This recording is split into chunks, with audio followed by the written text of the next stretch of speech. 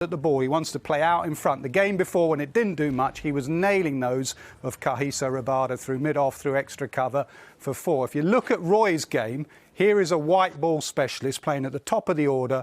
Look how much in front of him he's been getting out. That's his role. His role is not to play late and play with soft hands.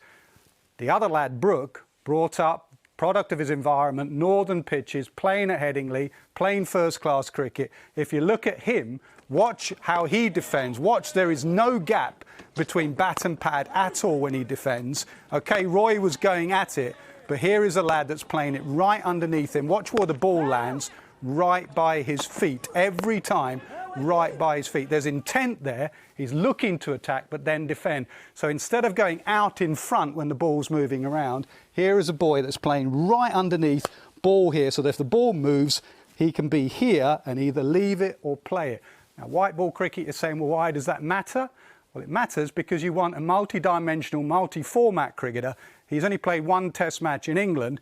That Duke's ball swinging around against the in the Ashes this summer, he's going to want to be playing really late. The other thing that's been very impressive of him, that's playing against the quicks, against playing spin. I don't know, since Joe Root, I haven't seen an England player pick up the length of a spinner as well as Harry Brook. We've done this a number of times. This was against Maharaj the other day. These are length balls that you might be knocking to square leg for 1 or hitting deep extra cover. He pulls them away for 6. This was in Pakistan. He picked up the length of the Pakistan spinners better than anyone I know, and he had a fantastic test match trip. I mean, Inzamam used to play those shots, maybe go back to a different era before that, the like of the Chappell brothers, but he picks up length well. So why does he pick up length well? If you're just starting nets, if you're a club cricketer or a young boy or a girl, watch the way he gets lower in his stance when he's playing against spin. Seamer on the left, look how upright he is. Look, there's no flex, no bend in the knees at all. Look on the right there, look at the shape of the knees and the bend, and look how much lower he is in his stance. So if you look here, see that little flex in the knees? Why is that important? Because when you're playing spin, you want to try and pick up the trajectory of the ball. If you're up here above the trajectory of the ball, it is quite difficult. So he's bending his knees and getting under the ball. If you think of the great players, Bradman, Tendulkar, Ponting, Lara, Gavaskar, they are all short and they pick up length very well. So the tip is to either widen your stance, like Peterson used to do that, or just bend your knees so your eye level is a little bit lower.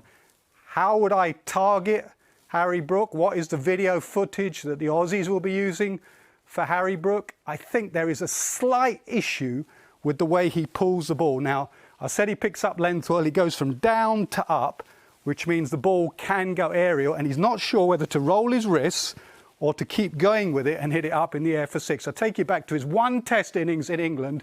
Marco Jansen bowling him to at the Oval. Look at the shot he plays, Rabada in the deep. And he doesn't quite know whether to go up and over, or at the last second there, he tries to roll his wrists and keep it down, and he couldn't. And as he was walking off, if you saw his reaction, I think I should have rolled my wrists on it. Not only will Australia remember that, South Africa will remember that, because in this series, South Africa have gone short at him. Marco Jansen the other day, bang, straight away first ball, and he was a bit of a flap. And then after that, again, shall I go down and roll my wrists? And he actually got in a bit of trouble against it. Now, it might be just Marco Jansen, but also there have been others that have gone at him, the likes of Nortje, and he spliced it up in the air, landing short of fielders in the deep. That was better, rolling his wrists. In the end, he actually decides, I'm going to go for it. I'm going to try and just knock it out the ground for 6. He hit Nortje for 6, and then he hit Parnell for 6. And if you show the replay of that last one, you can see in the end he decides not to roll his wrist too much. There is a little bit of a flick there, but he's actually smashed it for 6. So I think the decision he's got to make is whether to roll his wrists, or actually, what did Stokes say to Johnny Bairstow at Trent Bridge? Why are you trying to keep it down? Just hit it out the ground for 6. The other slight contrast might be in conditions as well, mightn't it? He's got a very good record in Pakistan in the PSL, and obviously the Test matches on very low bounce pitches. And when we put to him, you know, do you like batting in Pakistan? He said, it's not the country, it's just the pitches. The pitches are so low and flat.